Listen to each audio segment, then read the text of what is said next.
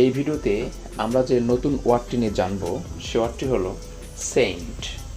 Saint শব্দটি বিভিন্ন ক্ষেত্রে ব্যবহৃত হয়ে থাকে, কিন্তু অনেকেই সেন্ট শব্দটি বোঝে না আসলে সেন্ট দ্বারা কি বোঝানো হয়।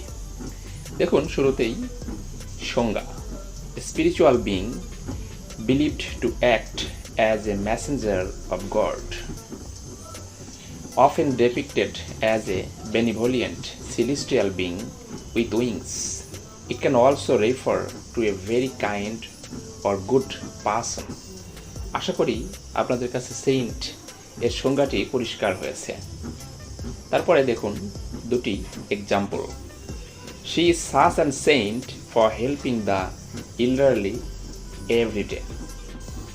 এবং নাম্বার 2তে দেখুন, according to the Bible sent were sent to protect humans.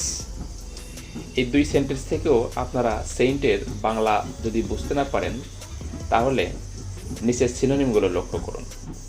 অর্থাৎ সেন্ট শব্দটি যদি ব্যবহার করতে না চান সেক্ষেত্রে আপনারা নিচের সিনোনিমগুলো ব্যবহার করতে পারবেন সেন্টের বিকল্প হিসেবে।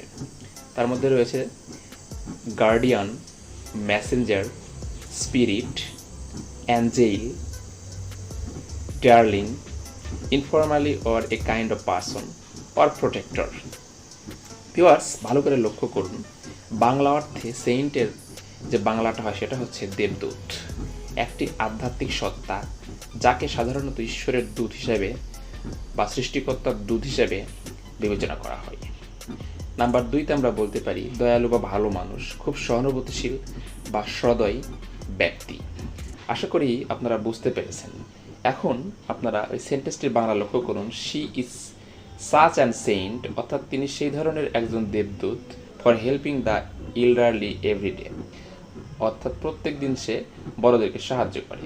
অথবা অ্যাকর্ডিং টু দ্য বাইবেল অনুসারে সেন্ট আর সেন্ট টু প্রোটেক্ট হিউম্যানস, মানুষকে বা মানব জাতিকে রক্ষা করার জন্য এই দেবদূতদেরকে পাঠানো হয়ে থাকে। আশা করি আপনাদের সেন্ট সম্বন্ধে ধারণা পরিষ্কার হয়েছে। ধন্যবাদ।